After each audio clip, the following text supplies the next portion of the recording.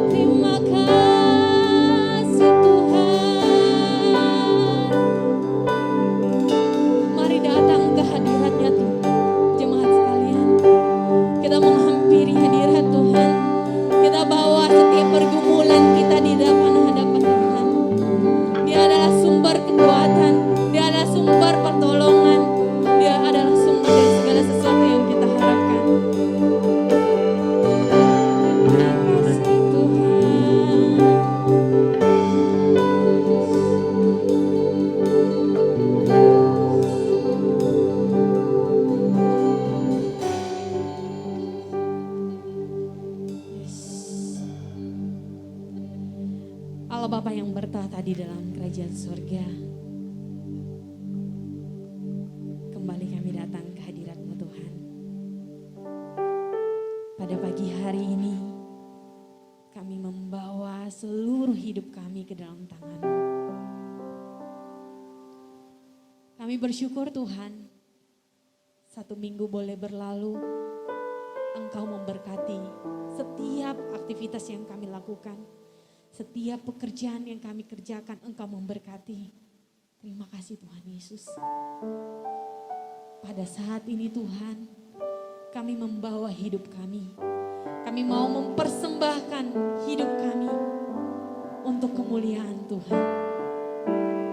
Oleh sebab itu Tuhan, kami mohon ampun di hadapan Engkau. Ampuni setiap dosa dan pelanggaran kami Tuhan. Sehingga pada pagi hari ini, kami layak memuji dan memuliakan nama Engkau. Kami percaya Tuhan, Engkau hadir bersama-sama dengan kami pada pagi hari ini. Kami akan memulai ibadah kami pada pagi hari ini. Di dalam nama Tuhan Yesus Kristus, kami berdoa dan mengucap syukur. Yang percaya sama-sama kita katakan, amin. Boleh berikan tinggi nama Tuhan. Jemaat boleh duduk kembali. Sebelum kita melanjutkan pujian kita pada pagi hari ini, ada seseorang yang ingin memberikan kesaksian kepada Kak Angel, saya persilakan.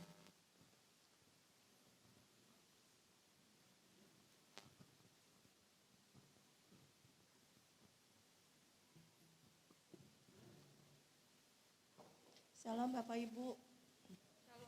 Ini bukan kesaksian tapi ini share pengalaman hidup saya di tahun 2020 yang saya pikir Tuhan itu baik buat saya. Awalnya saya sempat kecewa sama Tuhan. Kenapa Tuhan saya harus ada di posisi yang gak enak buat saya pribadi. Saya mengalami satu pergumulan yang luar biasa, yang gak pernah saya pikirkan sebelumnya.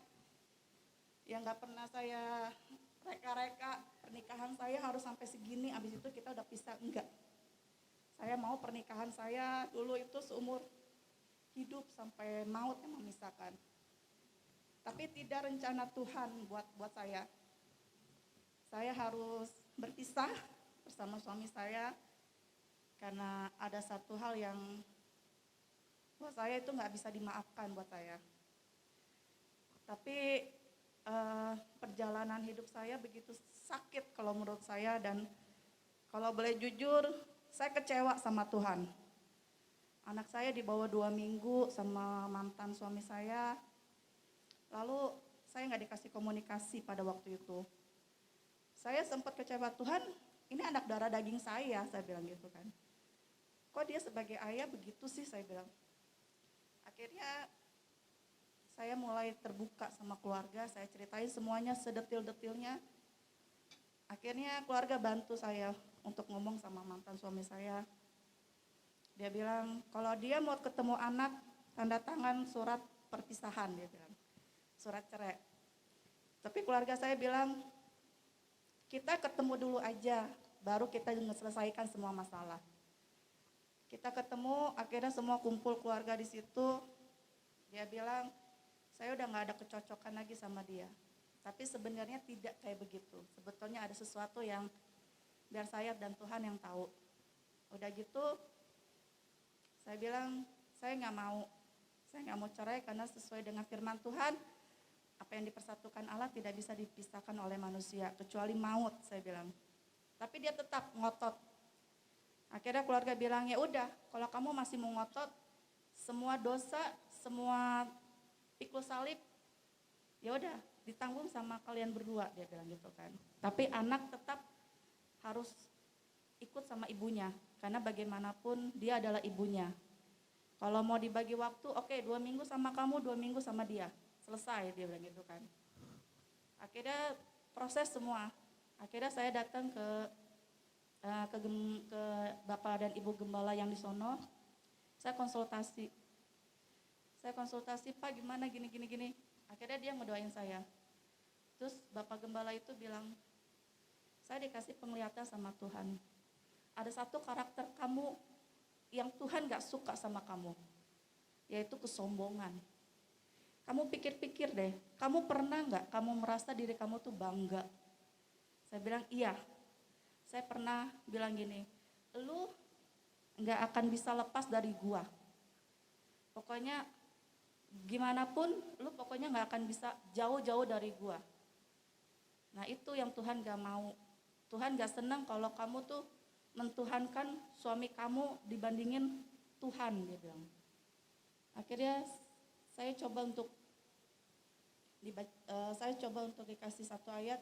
Di situ tiap pagi, setiap malam saya selalu bacain Mazmur 91. Terus akhirnya Bapak Gembala saya bilang, kamu minta sama Tuhan jangan menurut yang kamu mau, tapi minta yang menurut Tuhan mau. Saya bilang, apa yang Tuhan mau sama saya? Saya bilang gitu kan. Saya udah gak punya apa-apa, saya bilang. Rumah tangga saya juga hancur, saya bilang gitu kan. Tuhan mah sanggup kok pulihkan, dia bilang. Yang penting kamu harus satu mempunyai kasih mengampuni. Meskipun mertua kamu nyakitin kamu, meskipun mantan suami kamu menyakitin kamu, tapi satu, kamu harus mempunyai kasih untuk mengampuni. Akhirnya saya coba doain setiap malam, doain setiap pagi untuk mengubahkan hati mereka, saya bilang. Akhirnya saya berdoa sama Tuhan. Tuhan, saya gak sanggup. Benar-benar saya gak sanggup kalau terus begini, saya bilang. Itu proses sudah berjalan. Saya bilang, Tuhan saya capek. Apa saya mati aja ya, saya bilang. Sempat kepikiran di situ, saya hampir mau bunuh diri. Saya udah sobek-sobek. Gak tahu saya itu obat apa, pokoknya yang ada di kotak obat saya satukan, saya jadiin satu. Saya pikir, ya udahlah Tuhan, kan Tuhan maunya sampai maut yang memisahkan kan, saya bilang. Ya udah mendingan saya yang pergi duluan gitu kan, daripada harus saya menjalankan proses semua berbulan-bulan. Akhirnya tiba-tiba Tuhan pakai anak saya. Dia keluar anak saya, dia bilang, mama lagi ngapain? Dia bilang gitu. Terus saya lihat anak saya, Tuhan bilang gini, kamu lihat anak kamu, kalau nggak ada kamu, anak kamu sama siapa? Dia bilang gitu. Saya mikir, iya juga ya Tuhan, kok saya bodoh ya, saya kok mau bunuh diri demi dia, kan masih ada Tuhan yang masih baik dalam hidup saya bilang gitu kan. Akhirnya saya buang obat itu, saya peluk anak saya bilang, nak, maafin mama ya, saya bilang. Mungkin mama gak bisa ngasih yang terbaik buat kamu, tapi percaya kita punya Tuhan di dalam hidup kita. Kita serahkan semuanya ke dalam tangan Tuhan. Saya bilang gitu kan. Selesai itu, anak saya ngelihat keluarga saya, ada mama papanya. Dia cuma bilang gini, mama papa kamu gak ribut ya? Dia bilang gitu kan. Saya bilang, kata keponakan saya bilang gini, mama papa aku ribut. Enggak, mama papa kamu gak ribut. Kalau ribut kayak mama saya, mama sama papa pisah, dia bilang gitu kan. Terus saya bilang, meskipun kamu gak punya kasih sayang seorang ayah, tapi kamu punya kasih sayang seorang Bapa yang di surga, saya bilang. Kamu berdoa sama Tuhan, Tuhan jamah semuanya kok, saya bilang. Akhirnya di situ saya mulai ajarin anak saya setiap pagi bangun tidur, mengucap syukur sama Tuhan. Malam juga saya ajarin dia untuk berdoa. Dan di situ saya bilang, ya Tuhan Yesus baik. Saya gak pernah Tuhan biarkan sampai saya jatuh, tergeletak, sampai harus minta-minta. Enggak, sedikit pun saat saya gak punya uang, Saya cuma bilang, "Aduh Tuhan, uang saya tinggal segini. Gimana ya buat nanti ke depannya? Gimana ya buat nanti mau makan? Gimana ya nanti mau jajan?" Saya bilang. Tapi tiba-tiba Tuhan kasih seseorang untuk memberkatin anak saya, untuk kasih makan anak saya. Di situ yang saya ngerasain pernyataan Tuhan itu yang baik. Tepat pada waktunya di saat kita benar-benar membutuhkan. Dan saya bersyukur saya bisa merasakan 2021 ini, meskipun perjalanan hidup saya masih panjang, masih banyak proses yang saya harus laluin. Tapi saya percaya di situ ada tangan Tuhan yang bekerja. Meskipun kita nggak pernah melihat kebaikan Tuhan yang nyata dalam hidup kita, tapi Tuhan bisa melalui dari orang-orang yang sekitar kita, yang kita nggak pernah duga, yang kita nggak pernah sangka dia akan menolong kita, Tuhan akan pakai. Pesan saya satu, tahun ini adalah tahun yang berat. Kalau tidak mengandalkan Tuhan, kita nggak tahu sampai mana. Yang penting percaya setiap permasalahan hidup yang kita alamin, itu semua Tuhan udah izinkan terjadi. Dan satu, jangan pernah kecewa sama Tuhan, percaya aja sama Tuhan, semua akan indah pada waktunya dan tepat apa yang Tuhan yang kasih. Itu aja, terima kasih. Tuhan Yesus berkati.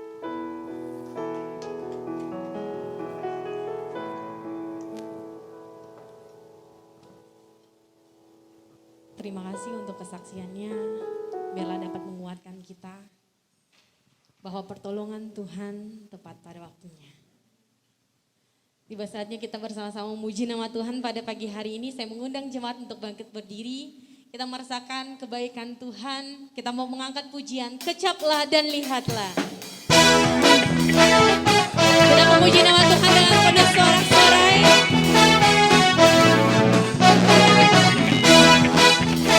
Mengatakan kecaplah dan lihatlah. Kecaplah dan lihatlah betapa baiknya Tuhan itu. Rasakan dan nikmati kasih setia Tuhan.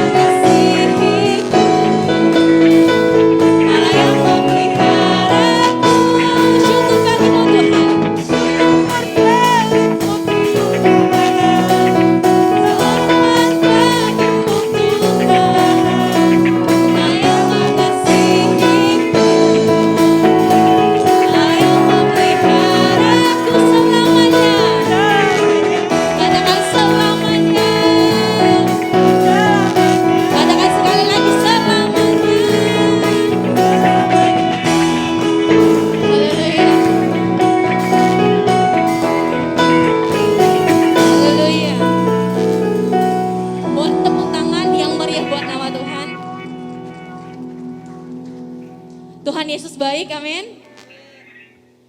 Saya mau mengajak jemaat yang hadir pada pagi hari ini. Pasti tadi pagi nggak ada yang olahraga kan? Ada yang olahraga tadi pagi? Jadi kita harus bersama-sama menari buat nama Tuhan pada pagi hari ini. Dengan penuh sukacita, dengan penuh semangat. Mungkin gak kelihatan ekspresi kita karena ketutupan masker. Tapi Tuhan tahu isi hati kita. Kita mau menari buat Tuhan pada pagi hari ini, amin. Dengan penuh sukacita, bila Roh Allah ada. Haleluya. Dengan penuh semangat.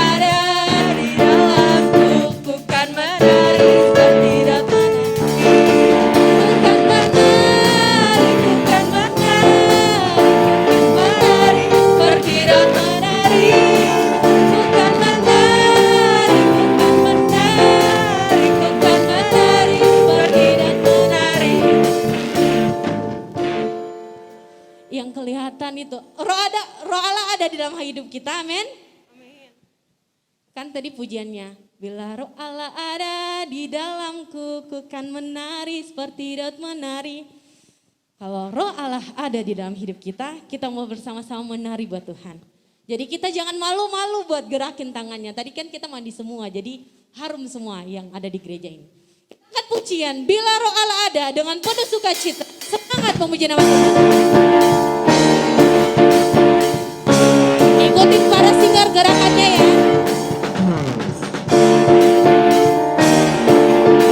Katakan bila Roh Allah ada. Bila Roh Allah ada di dalamku, ku kan menari. Ayo tangannya diangkat. Jangan malu-malu. Di dalamku, ku kan menari seperti Daud menari. Haleluya. Ku kan menari, ku kan menari, ku kan menari seperti Daud menari. Ku kan menari, ku kan menari, ku kan menari seperti Daud menari. Sekali lagi ya. Kita mau katakan bila Roh Allah ada. Bila Roh Allah ada di dalamku, ku kan menari seperti Daud menari. Bila Roh Allah ada di dalamku, ku kan menari seperti Daud menari. Katakan, ku kan menari, ku kan menari, ku kan menari seperti Daud menari. Ku kan menari, ku kan menari, ku kan menari seperti Daud menari. Ku kan menari, ku kan menari, ku kan menari seperti Daud menari. Ku kan menari, seperti Daud menari. Haleluya. Beri kemuliaan bagi nama Tuhan. Haleluya. Dipersilakan duduk kembali.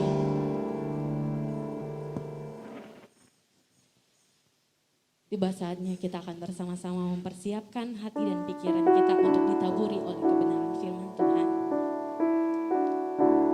Kita percaya ketika Tuhan berfirman di dalam kehidupan kita, tidak ada yang mustahil bagi Tuhan. Segala sesuatu dapat terjadi dalam kehidupan kita. Mari kita angkat pujian, bagi Tuhan tidak ada yang mustahil. Yesus.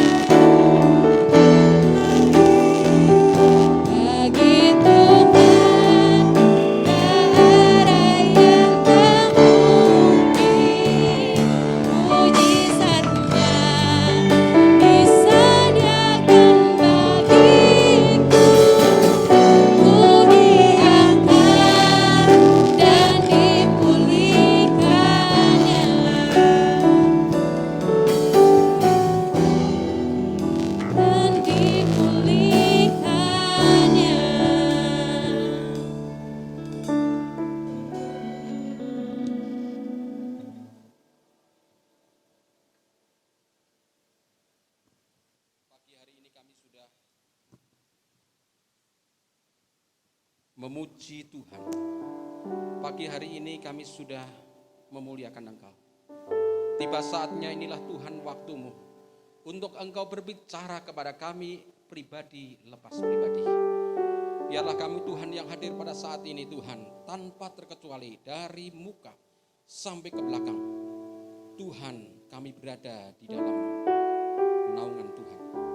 Kami dengar-dengaran akan apa yang Tuhan ingin lakukan, akan katakan kepada kami. Tuhan, berfirmanlah Tuhan, ambil alih semua waktu ini. Dan kami menyerahkan seluruh kehidupan kami. Biarlah kami boleh menjadi anak-anak-Mu yang taat. Bukan hanya saja mendengar, tetapi kami menjadi pelaku-pelaku dari firman-Mu. Di dalam nama Tuhan Yesus Kristus kami berdoa. Amin.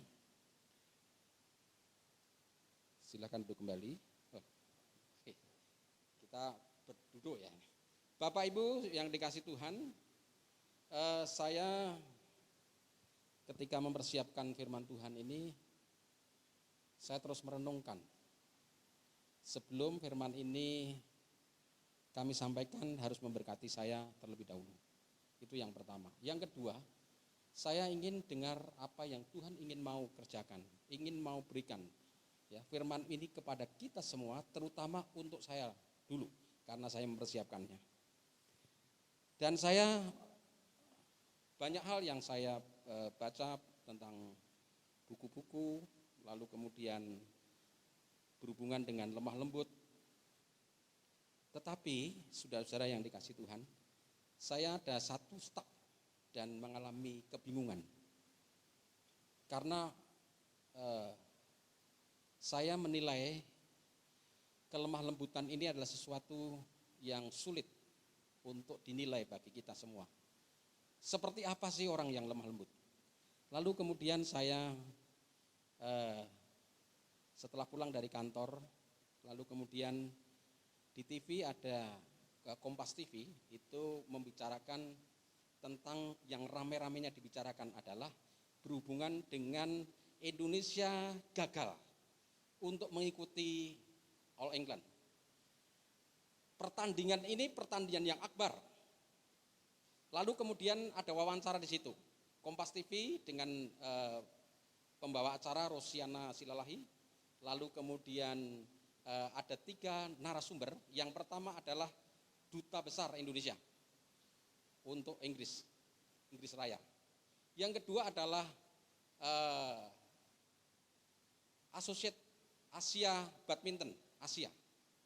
Yang ketiga adalah Ketua PBSI, Persatuan Bulu Tangkis Indonesia. 3 orang narasumber dan 1 pembawa acara ini, Rosiana Silalahi. Kami dengar cukup luar biasa karena apa, sudah dari pembicaraan beberapa kurang lebih 1,5 jam atau berapa ya, saya menyimak itu rame. Saya senang bulu tangkis, tapi saya juga senang tentang politik. Apalagi kalau ada wawancara, berita-berita yang hangat itu saya senang, saya harus mengikuti. Lalu kemudian 3 narasumber itu dengan gayanya masing-masing, dengan spesialnya cara bicara, cara pembawaannya. Lalu saya hubungkan dengan khotbah yang akan saya sampaikan. Apa ini? Kalau menilai di mana 3 narasumber ini, termasuk 1 pembawa acara, ya Kompas TV, mana kira-kira dari 3 narasumber dan 1 ditambah pembawa acara ini, mana yang lemah lembut? Rupanya saya tidak bisa menilai. Duta besar, dia berbicara. Kami itu sudah sampai protes, bukan hanya kami telepon. Kalau masih jam tidur, ya kami berusaha untuk menelpon rekan-rekan yang ada di Inggris sana, kolega-koleganya, pemerintahan Inggris, Persatuan Bulu Tangkis Inggris, semua ditelepon. Dan dia sampai mengatakan, karena Rosiana Silalahi rupanya ingin meminta jawaban yang tegas, sampai dia berkata, apa kok tega-teganya dengan Indonesia, ya yang sudah berhubungan dengan baik. Lalu kemudian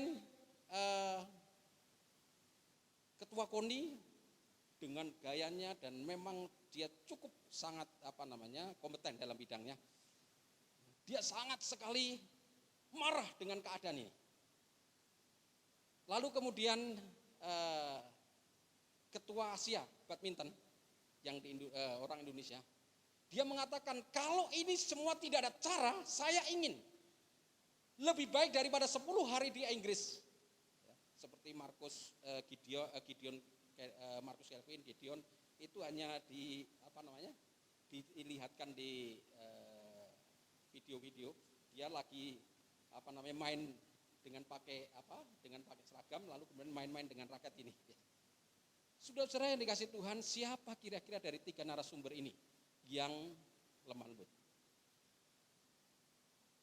Sulit untuk menilai seseorang, apalagi dalam waktu 1,5 jam. Dan memang sulit untuk juga menilai diri kita atau kita semua yang hadir di sini, mana yang lemah lembut. Ada kurang lebih sekitar 60 sampai 70 orang di sini. Belum tentu samping kita, belum tentu orang lain, belum tentu kita sendiri itu lemah lembut.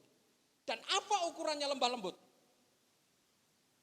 Saudara-saudara yang dikasih Tuhan, itu sebabnya pagi hari ini dengan perenungan yang saya dapatkan.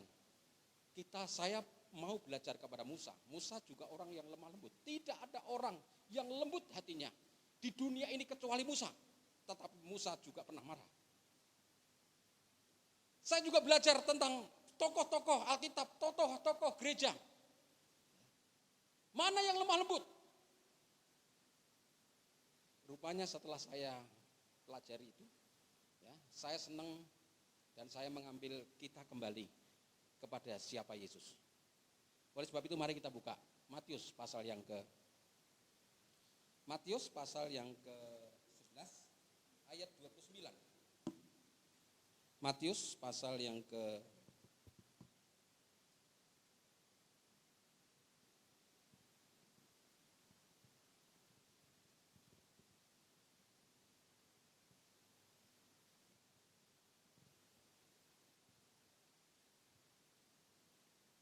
Matius 11 ayat yang ke-29, demikian firman Tuhan saya bacakan.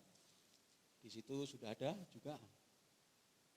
Ya, Matius pasal yang ke-11 ayat 29, demikian firman Tuhan. Pikulahku yang kupasang.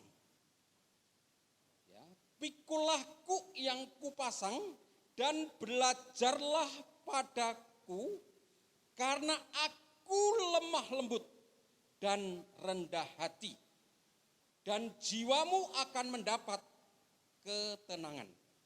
Dikatakan di sini, belajarlah padaku karena aku lemah lembut dan rendah hati. Saudara-saudara, ayat ini Yesus berkali-kali menyampaikan tentang lemah lembut. Saya belajar dari kitab Perjanjian Lama, orang-orang lemah lembut akan mengalami kepuasan makan. Orang lemah lembut akan dipelihara, dibimbing oleh Tuhan.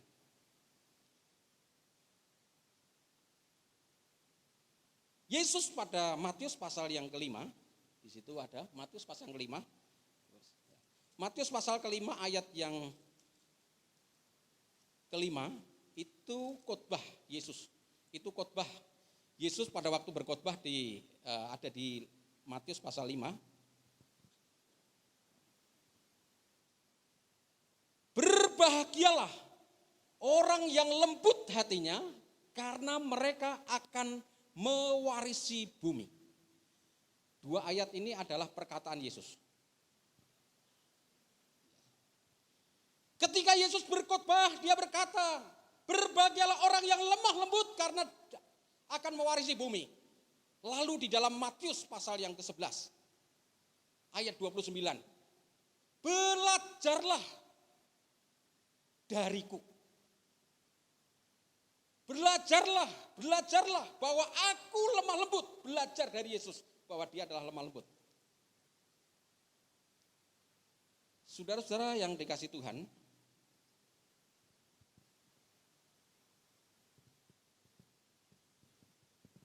Kalau kita lihat di sini, lemah lembut,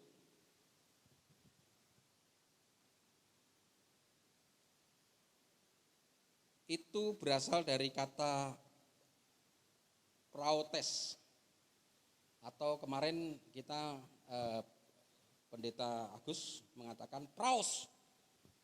Protes atau bukan protes ya, tapi praotes atau praos. Apa ya? Protes adalah ada orang yang terlalu mudah marah. Ada juga tidak bisa marah. Ya, jadi ada orang yang marah, ada juga yang tidak bisa marah. Sikap yang terbaik adalah ia bisa marah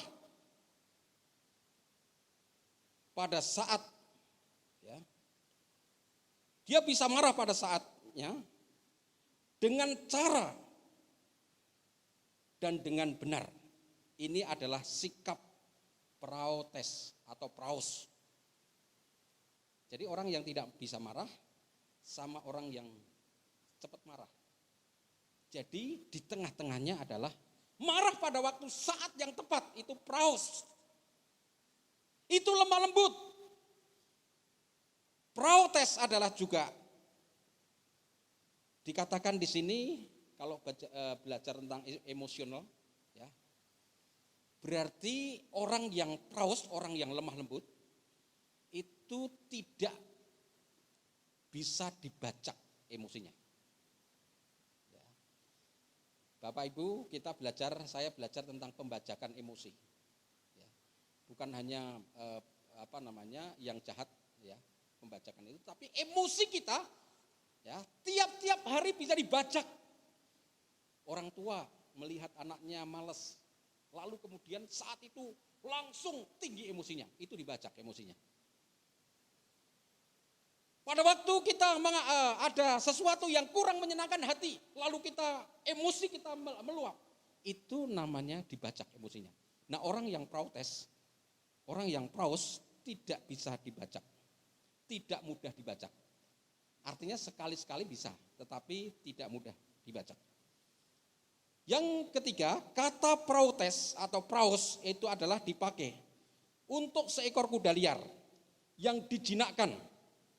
Tenaga kuda itu masih tetap besar, tetapi diarahkan.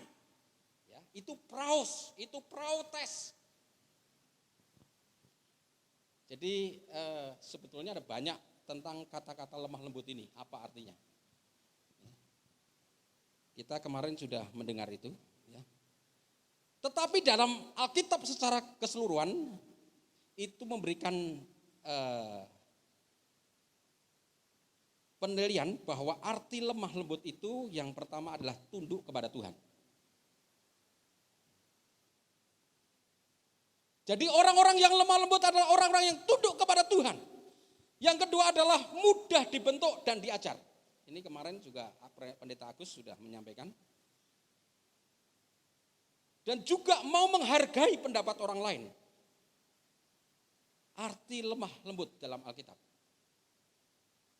Jadi kalau kita bicara lemah lembut tentang buah-buah roh, lemah lembut adalah terdiri dari ketundukan kepada Tuhan, mudah dibentuk dan diajar, mau menghargai pendapat orang lain. Matius 11 ayat 29 ini berkata, belajarlah padaku karena aku lemah lembut. Dan khotbah Yesus berkata, berbahagialah orang yang lembut hatinya, karena mereka akan mewarisi bumi. Matius pasal 11 ayat 29 yang berkata, belajarlah ya, karena aku lemah lembut, berarti Yesus adalah tokoh sepanjang masa tentang lemah lembut ini. Saya senang LPMI waktu itu. Siapa di LPMI lembaga kok saya lupa jadi. LPMI lembaga untuk mahasiswa, lembaga pelayanan mahasiswa. LPMI lembaga pelayanan mahasiswa ya, di Bogor, di kota-kota ada.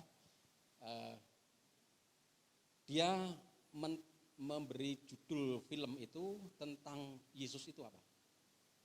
Maka judulnya film dari LPM itu yang diputar di mana-mana, dan kalau ada nanti sebentar lagi akan hari Paskah ya, sebentar lagi kita akan masuk itu yang diputar film yang terbaru, filmnya LPMI, yaitu Tokoh Sepanjang Masa.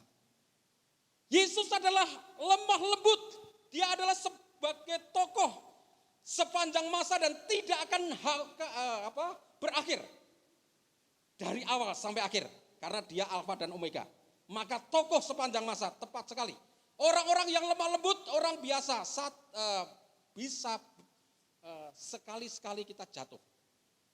Tetapi Yesus secara konsisten, dia menjadi tokoh sepanjang masa dari lemah lembut. Matius 11 ayat 29. Maka dia berkata, belajarlah. Karena aku lemah lembut. Ada yang berani begitu? Saya enggak berani, Bapak, Ibu. Saudara-saudara yang dikasih Tuhan. Belajarlah dari aku kalau mau lemah lembut. Nanti Pak Apen sama Bu Mariska pulang, coba yang lemah lembut siapa? Rebutan. Pak Apen atau Bu Mariska yang lemah lembut? Bisa dua-duanya tidak, bisa dua-duanya ya, memiliki lemah lembut. Karena tidak diukur hanya pada waktu saat tertentu, tetapi ini secara keseluruhan. Orang itu lemah lembut atau tidak. Nanti kita lihat penilaian-penilaian itu ya kepada apa yang disampaikan Yesus, apa yang diteladankan Yesus, karena Yesus berkata, belajarlah dariku. Matius 11 ayat 29, kecuali dia tokoh sepanjang masa, maka harus dipahami, belajarlah dariku, kelemah lembutan itu adalah bukan merupakan sikap dari dalam, tetapi sikap itu bukan luar, tetapi sikap itu dari dalam. Ya, kelemah lembutan itu bukan sekedar tindakan yang terlihat oleh mata kita, tetapi dari dalam. Jadi kalau orang menilai sikap lemah lembut, maka saya sulit untuk menentukan siapa dari 3 pembicara itu yang lemah lembut. Karena saya hanya 1,5 jam. Kalau saya menilai jemaat atau jemaat menilai saya, siapa yang lemah lembut, itu juga mungkin sulit. Saudara-saudara yang dikasih Tuhan, Yesus berkata, harus dipahami lemah lembut itu berasal dari dalam hati, bukan apa yang kelihatan. Tetapi apa yang ada di dalam as atau hati, porosnya manusia, yaitu dalam hati. Yesus memberi contoh kehidupan yang penuh dengan kelembutan. Nah, ini kita mau belajar. Kalau sulit, karena tidak bisa dinilai satu situasi saja. Tetapi banyak hal dalam kehidupan itu dinilai, barulah dia dikatakan lemah lembut.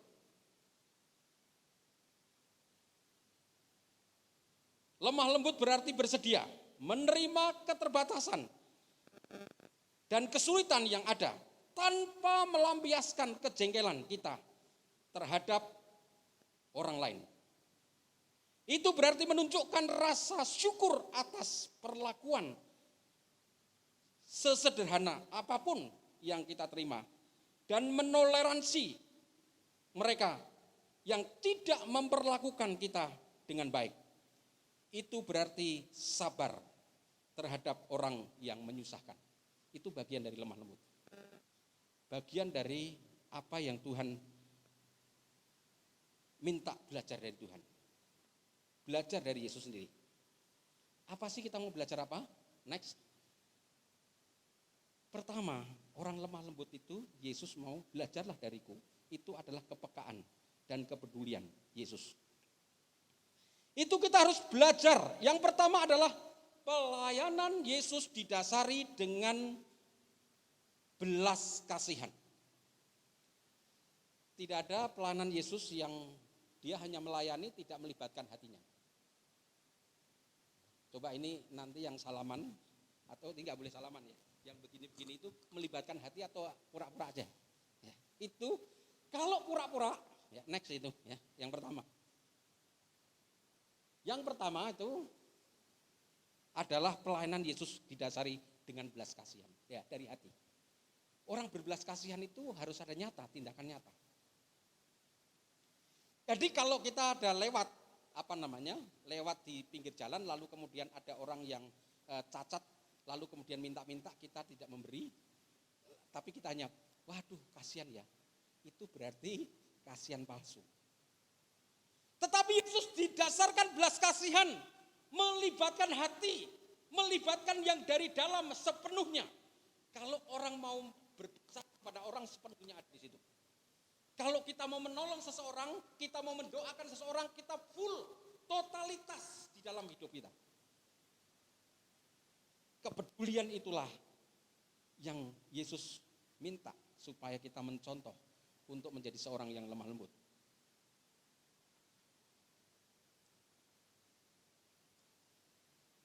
Yang kedua, bukti dari pelayanan Yesus yang didasari dengan belas kasihan, kepekaannya itu adalah kita lihat orang sakit. Ini contoh-contoh, orang sakit. Ketika orang sakit dibawa kepada Yesus, Yesus belas kasihan melibatkan itu. Ingat ada seorang yang sakit lumpuh, lalu kemudian orangnya sudah banyak, kerumunan banyak di situ, maka tidak bisa tembus. Maka dibantulah dari atas gentengnya di atas itu, kemudian dibuka, lalu kemudian diturunkan. Yesus berkata, berjalanlah. Orang sakit yang buta pada waktu itu, Yesus tergerak belas kasihan. Yesus menyembuhkan orang sakit itu. Jadi sementara kita mendengar khotbah ini, bagi yang sakit-sakit, Yesus adalah lemah lembut. Dan lemah lembut adalah kepedulian Yesus terhadap kita. Jangan khawatir sakit penyakitmu.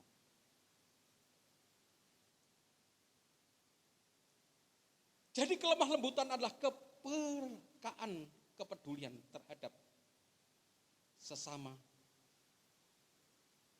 yang dilakukan oleh Yesus. Orang lapar juga, lihat 5.000 pengikut Yesus itu diambil orang dewasa saja, di luar anak-anak. Markus pasal 8, 4.000 orang dan 5.000 orang. Mereka kalau suruh pulang, mereka sudah 3 hari mereka akan pingsan di jalan, kata firman itu.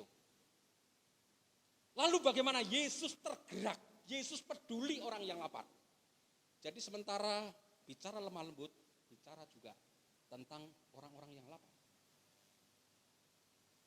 Kepedulian Yesus. Jadi ini kita belajar. Jangan khawatir karena Yesus akan memberikan makan, kita puas. Jangan khawatir tentang hidupmu yang akan kamu pakai, yang akan kamu makan. Seperti apa? Lihatlah burung di udara yang tidak menabur dan tidak menuai. Maka dipelihara oleh Tuhan. Maka sementara ini, saya juga meyakini ini. Telah kelembutan, kelemah lembutan Yesus. Yaitu peduli tentang orang-orang yang ada di sekitar kita. Orang-orang yang lapar. Lalu kemudian orang susah. Nah ini ya, orang susah. Orang susah semua ditolong oleh Yesus. Ingat, orang yang baru anaknya mati, ketika Yesus lewat, rombongan Yesus lewat, maka dia berkata, ada yang, wah pastilah namanya kematian anaknya, kematian orang yang dikasihi, pasti semua sedih. Yesus berkata, lalu kemudian dia ketika pacaran dengan rombongan Yesus, Yesus membangkitkan orang itu. Itu adalah kelembutan, kelemah lembutan.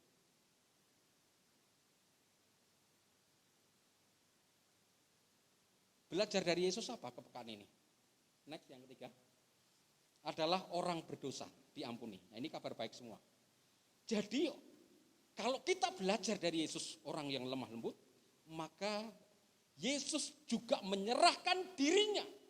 Dia orang-orang yang berdosa yang datang kepada Yesus diampuni, diberi kesempatan untuk bertobat. Nanti saya akan kasih contoh yang berikutnya. Jadi itu kepekaan. Jadi orang yang lemah lembut itu peka terhadap lingkungan. Ada orang susah, kenapa susah? Kalau di kantor itu ada satu staf yang manyun, lalu kemudian saya lihat kok manyun terus ini 1 jam 2 jam.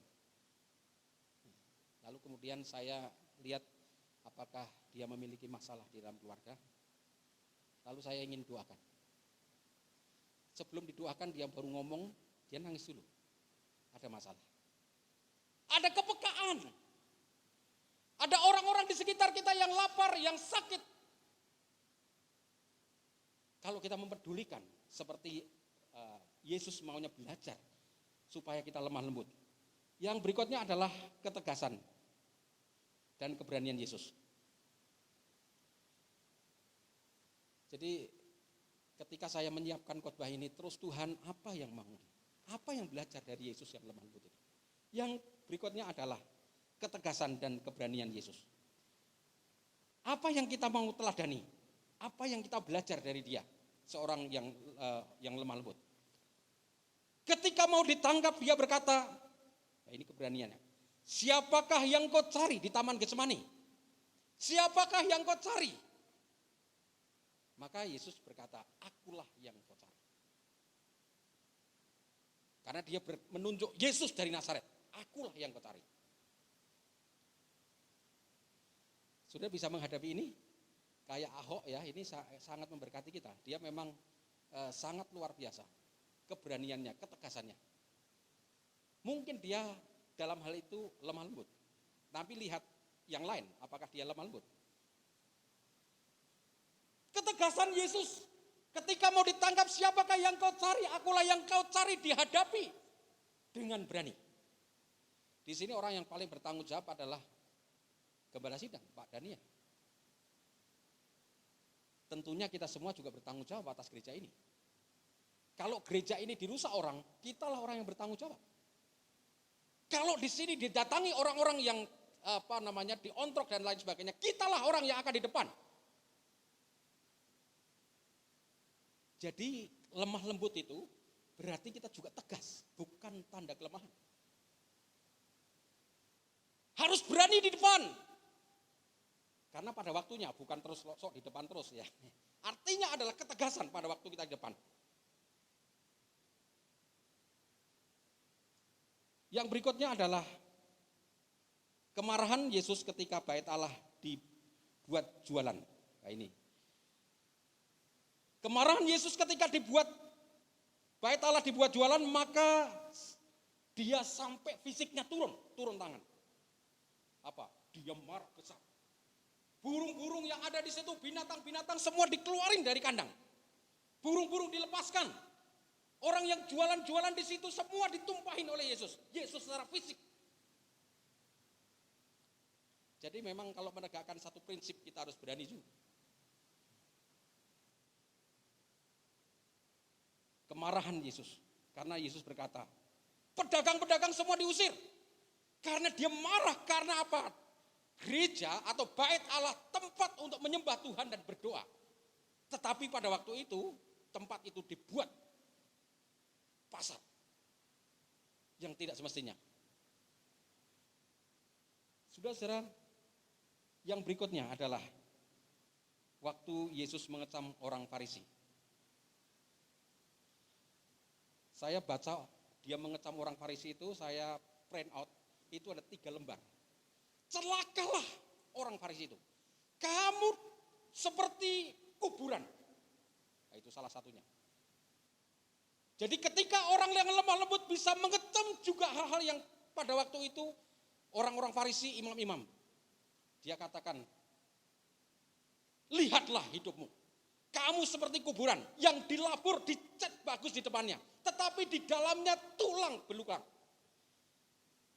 Yang di dalamnya adalah tengkorak-tengkorak. Kepalsuan-kepalsuan. Itulah saatnya Yesus mengecam orang Farisi.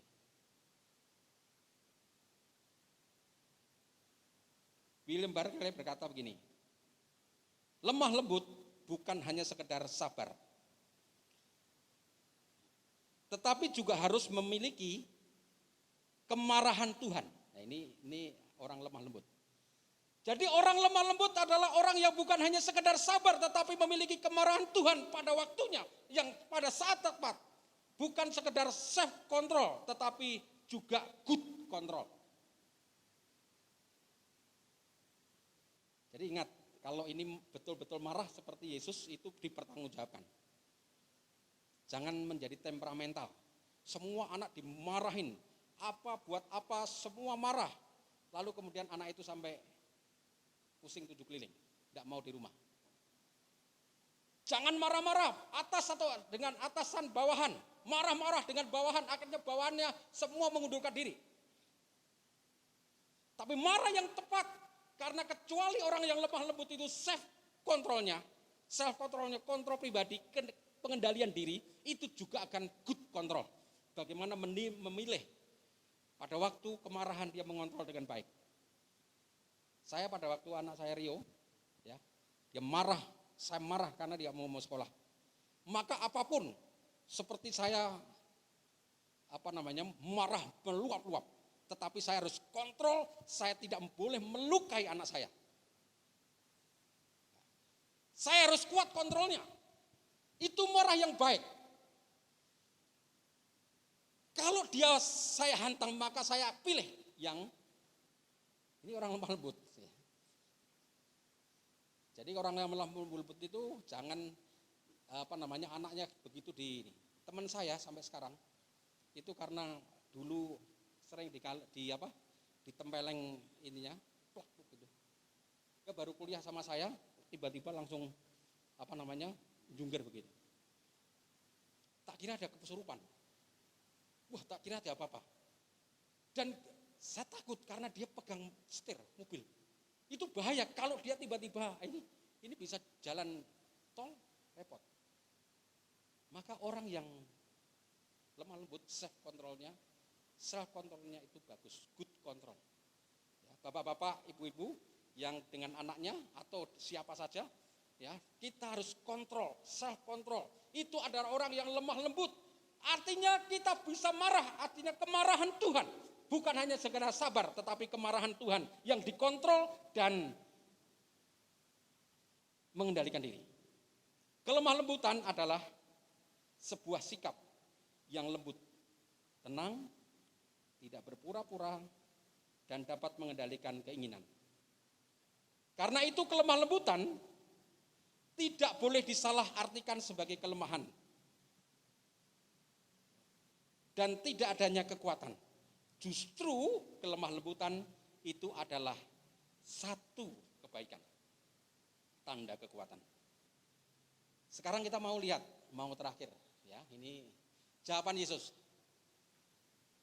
Jawaban Yesus itu menunjukkan, ya, kita bicara teladan-teladan Yesus, ya supaya kita belajar dari dia. Tetapi di sini Yesus pernah dipojokkan beberapa ini. Yang pertama, dia berkata begini, ada situasi orang yang buta dibawa kepada Yesus sejak lahir. Terus orang-orang yang ada di situ berbicara kepada Yesus. Tuhan Yesus, ini ada orang buta. Yang berdosa ini orang ini atau yang berdosa itu orang tuanya? Kira-kira kalau di sini ada psikolog Pak Rasel, lalu ditunjukkan begitu, bagaimana nih? Orang ini yang salah atau orang tuanya yang salah? Harus jawab itu, tidak boleh ya. Tapi Yesus berkata apa? Bukan dia dan bukan orang tuanya, tapi karena pekerjaan Allah harus dinyatakan. Ini sesuatu jawaban Yesus begitu luar biasa. Coba jawab. Kita perlu belajar. Memang ada teknik-teknik untuk menjawab. Tetapi kalau orang yang lemah lembut, saudara-saudara, kita belajar itu menjawab. Ketika anak marah, ketika anak ngomel, ketika istri ngomel, ketika bapak-bapak juga ngomel. Apa yang ibu-ibu, apa yang bapak-bapak, apa yang anak-anak mau jawab? Bicara dan belajarlah kepada Yesus. Yang kedua, jawaban Yesus penuh hikmat dalam kelemah lembutan. Barang siapa di antara kamu tidak berdosa, ini ceritanya adalah ketika Yesus dihadapkan oleh perempuan yang kedapatan berzina. Kalau hukum Taurat itu tidak ada tidak ada belok-belok, tapi lurus.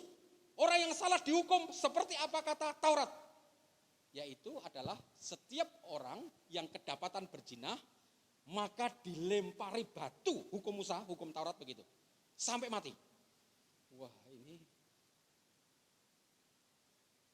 saudara yang dikasih Tuhan, apa kata Yesus?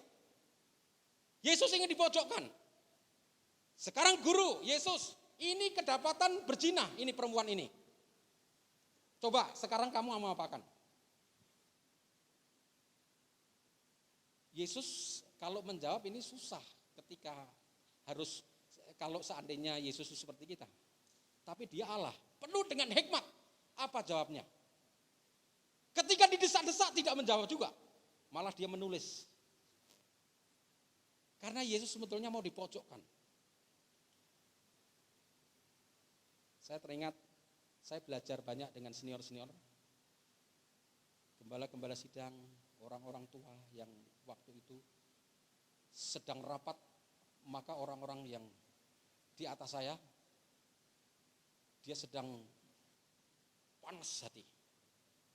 Kemudian sampai pada waktu itu saya minta jawaban, meja digebrak. Apa dia? 10 menit tidak jawab. Semua menjadi diam. Tidak ada yang menjawab. Karena yang berkelahi dalam mulut itu semua pembesar-pembesar, jadi bingung.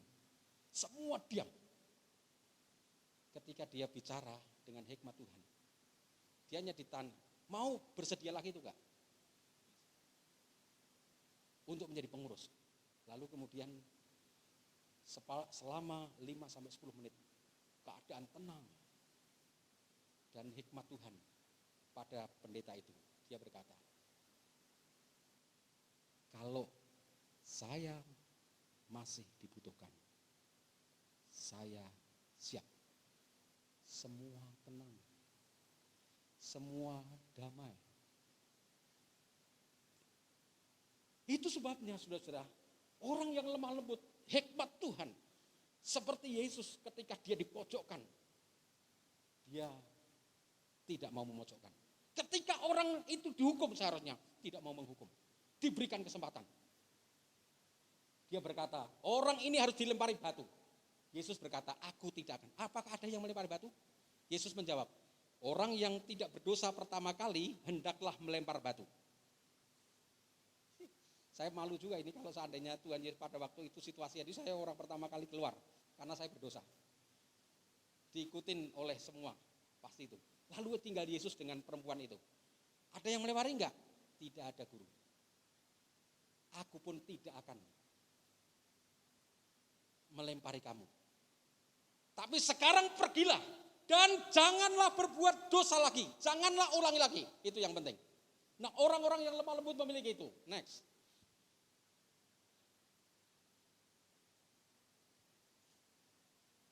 Berikanlah kepada kaisar. Nah, ini orang yang ini ceritanya ini kita semua itu kan ini bulan Maret pajak ya. Siapa yang belum bayar pajak? Saya udah selesai pajak. Ya. Nah, bulan Maret ya. Ini pas nih bicara. Berikanlah kepada kaisar apa yang wajib. Dia ditanya, apakah kita boleh membayar pajak? Apakah kita halal memberikan pajak kita kepada kaisar? Yesus menjawab begini, berikanlah kepada kaisar apa yang wajib kamu berikan kepada kaisar. Dan kepada Allah apa yang wajib kamu berikan kepada Allah. Ini pertanyaan-pertanyaan ini banyak hamba Tuhan ya, banyak kita sebagai orang Kristen ditanyai. Kalau ada pertanyaan-pertanyaan harus dijawab dengan hikmat Tuhan, supaya kita menjadi lemah lembut, dan lemah lembut adalah orang yang memiliki hikmat. Jangan asal bicara, ketika bicara orang-orang, pada waktu itu dia dikatakan gambar, mana uangmu? Ya. Setelah kita uang, gambar siapakah ini? Gambar kaisar, maka katakan, berikanlah apa yang menjadi hak kaisar dan berikanlah apa yang menjadi hak Tuhan. Oke? Ya.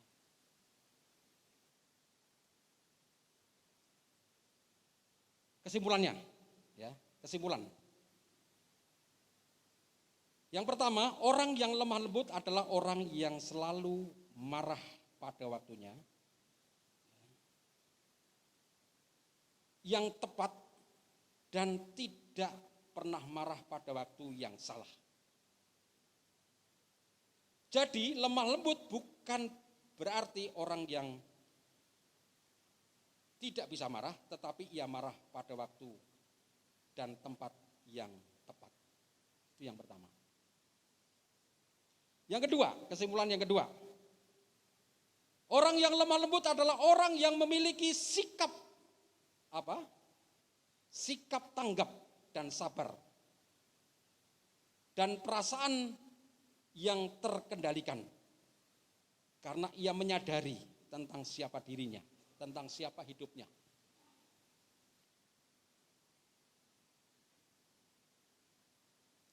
Cepat tanggap, sabar. Jadi kita kepekaan itu penting tadi. Ingat, orang kita yang ada di sekitar kita. Yang terakhir adalah orang yang lemah lembut adalah orang yang mempunyai kerendahan hati. Sehingga mereka tidak terjatuh pada sikap sombong, memegahkan diri, menganggap dirinya tidak mempunyai kelemahan atau kekurangan. Itu adalah sikap lemah lembut. Tuhan memberkati. Mari kita berdoa. Kita nyanyikan satu pujian, saya minta pemain musik.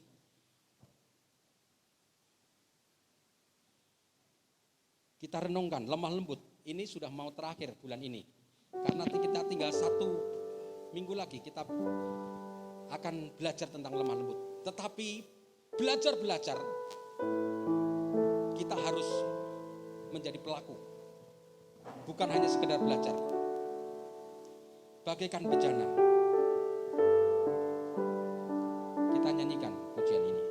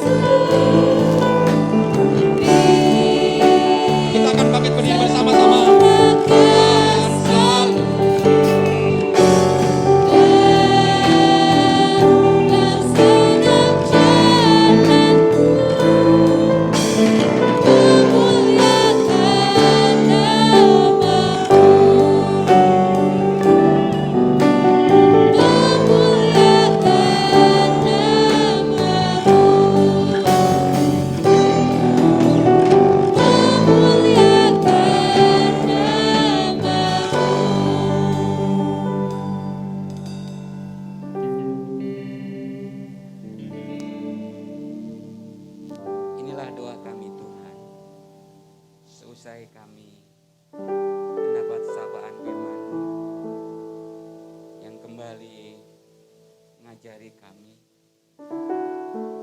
untuk memiliki kelemah lembutan.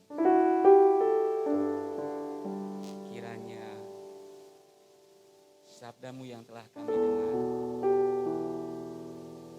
dapat kami respon secara positif dengan membuka ruang hati kami yang selebar-lebarnya, mempersilahkan karya Roh Kudus dan firman menjadikan kami pribadi-pribadi yang lemah lembut. Kami mohon itu semua dalam nama Tuhan Yesus Kristus, Tuhan dan Juru Selamat kami yang lemah lembut. Amin. Sebelum saya menyampaikan beberapa informasi, segera saya beri kesempatan kepada Mas Karjanto untuk menyampaikan laporan keuangan gereja. Oh baik. Ini kita masih mengalami defisit. Mari kita terus doakan agar bulan yang akan datang gereja ini diberi anugerah atau karunia neraca keuangan yang surplus. Saya yakin Tuhan akan memampukan kita untuk memiliki neraca keuangan yang surplus. Pada pagi hari ini, Gereja Ebenezer Semboja 54 mengucapkan selamat kepada saudara Jason yang diwisuda online pada hari ini. Berkenaan dengan adanya wisuda online, Cik Christine dan keluarga mohon izin untuk tidak beribadah bersama-sama dengan kita pagi hari ini. Pengumuman yang pertama, baptisan air akan diselenggarakan 4 April. Untuk itu, kelas katekisasi masih terus dilaksanakan. Sebentar siang akan dipandu atau ditolong oleh Pendeta Yusuf. Untuk itu juga saya mengucapkan terima kasih kepada Pendeta Yusuf yang berkenan memberikan beberapa materi kepada calon baptisan. Yang kedua, minggu depan akan ada penyerahan anak dari Bapak Yosi dan Meliani. Untuk itu saya mohon kepada sidang jemaat untuk bersabar dan memahami ibadah minggu depan agak sedikit panjang.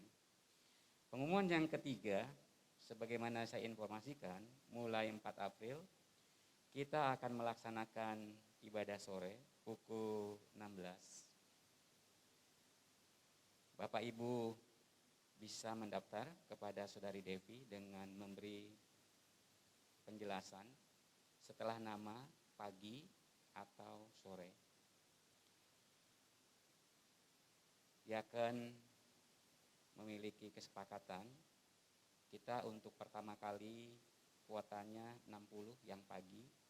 Setelah 60 nanti Saudari Devi akan menempatkan sidang jemaat untuk bisa beribadah di ibadah yang sore. Kemarin saya menginformasikan lansia mendapatkan tempat atau prioritas untuk ikut ibadah pagi. Namun bukan berarti ibadah pagi itu hanya untuk lansia. Lansia yang ingin ikut ibadah sore juga silahkan. Kalau memang lebih seret, lebih nyaman ibadah sore. Pertimbangan saya, kalau lansia ibadah pagi, sorenya bisa beristirahat dan terhindar dari kena derasan air hujan. Hanya itu sebenarnya saya memberi prioritas lansia ibadah pagi. Tapi bukan artinya pagi itu hanya untuk lansia, bukan seperti itu. Tidak mungkin lansia jumlahnya 60 lalu menempati ibadah pagi. Nah, seperti minggu yang lalu saya katakan, kalau ada sidang jemaat yang memang hanya bisa ibadah pagi, nanti Saudari Devi akan menolong mencarikan jalan keluarnya, akan berkomunikasi dan berdiskusi atau berdialog dengan yang telah daftar pagi, lalu dipindahkan ke ibadah sore. Dengan demikian yang bisa ibadah pagi tetap beribadah di ibadah pagi. Nanti semua akan ditempatkan dengan baik berdasarkan dialog yang dilakukan oleh Saudari Devi. Untuk itu kepada sidang jemaat saya mohonkan bantuan agar Saudari Devi tidak mengalami kelelahan dan kepusingan saat menempatkan sidang jemaat beribadah di pagi atau sore. Demikian informasi yang saya sampaikan pada kesempatan kali ini. Pada akhirnya saya mengajak sidang jemaat untuk bangkit berdiri. Kita akan mengakhiri ibadah kita dengan pujian doa Yabes.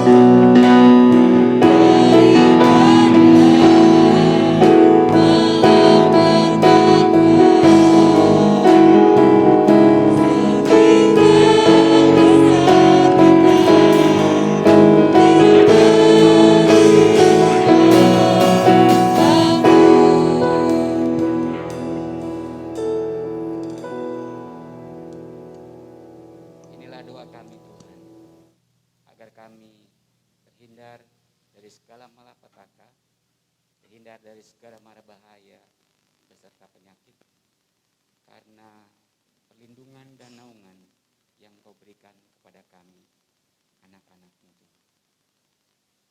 Inilah juga yang kami mohonkan untuk bangsa dan negara kami, agar selalu berada dalam naungan-Mu, dalam perlindungan-Mu, sehingga bangsa kami diberi anugerah kesejahteraan, diberi anugerah ketentraman untuk membangun bangsa dan negara kami. Terkhusus usaha pemerintah yang berjuang keras untuk menghadapi pandemi COVID-19. Kami terus percayakan ke dalam tangan-Mu Tuhan, agar mereka yang telah Engkau pilih, Engkau dapat pakai menjadi alat untuk mendatangkan kerajaan-Mu di muka bumi ini. Tuhan, kami menyerahkan para pemimpin kami dari tingkat tertinggi hingga tingkat terendah. Kau memampukan mereka satu sama lain saling bekerja sama, berkoordinasi dengan baik, sepakat, sehati, sepikir untuk menyelesaikan persoalan yang sedang melanda bangsa kami. Tuhan, kami juga menyerahkan para pemimpin di tingkat gubernuran, tingkat yang lebih sempit, bupati, wali kota, semua anak-anak-Mu Engkau pakai untuk menyelesaikan persoalan ini. Khusus untuk pelaksanaan vaksinasi, kami percayakan ketersediaan jumlah vaksin yang memadai, ketersediaan tenaga vaksinator, pendistribusian dengan baik, dan keefektifan vaksin yang diberikan. Engkau juga menolong rakyat bangsa Indonesia untuk merespon secara positif pelaksanaan vaksin tersebut, memiliki keinginan, kerelaan, dan kegairahan untuk mengikuti pelaksanaan vaksin. Tuhan, kami menyerahkan seluruh dampak negatif yang muncul dari wabah COVID-19 ini. Kami mohonkan kepadamu Tuhan, Engkau ubah untuk mendatangkan kebaikan bagi bangsa dan negara kami. Kami percaya Engkau sanggup mengubah hal-hal yang negatif untuk mendatangkan kebaikan bagi anak-anak-Mu yang mengasihi-Mu. Tuhan, hamba juga menyerahkan tiap jemaat yang telah beribadah pada pagi hari ini.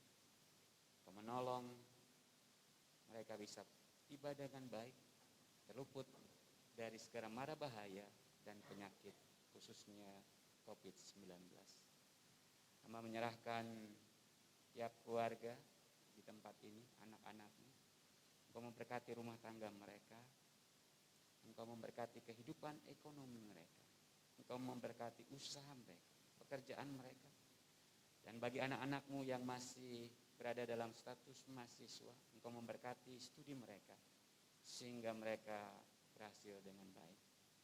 Hamba juga mohon daripada Engkau, agar kiranya Engkau memberkati anak-anak-Mu yang ambil bagian dalam pelayanan pada hari ini.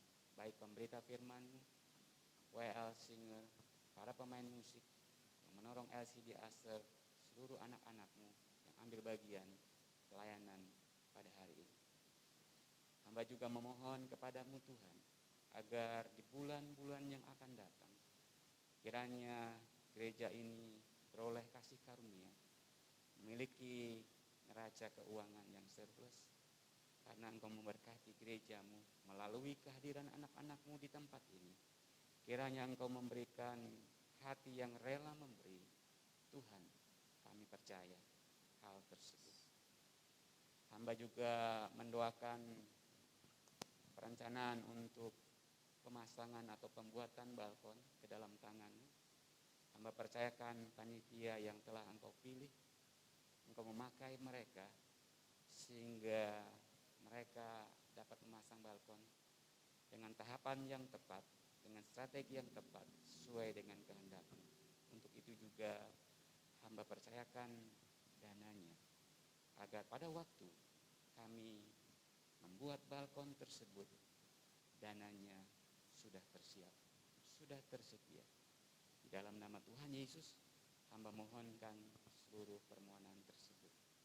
Sekarang sidang jemaat, pulanglah ke rumah kita masing-masing dengan menerima berkat dari Tuhan.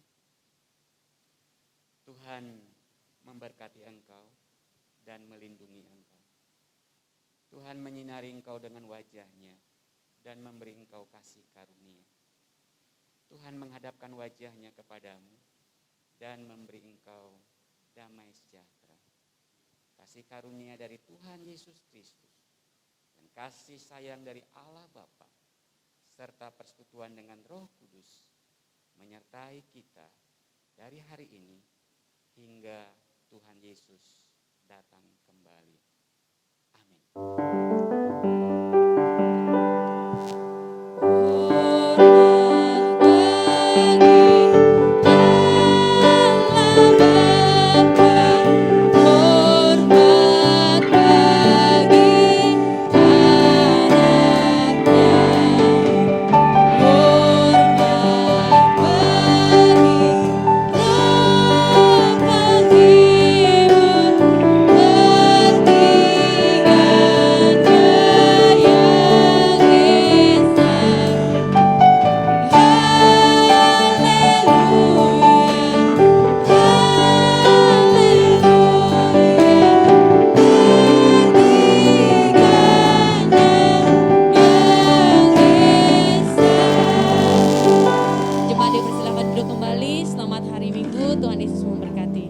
Untuk persembahan silakan diberi di kotak yang ada di bawah. Terima kasih.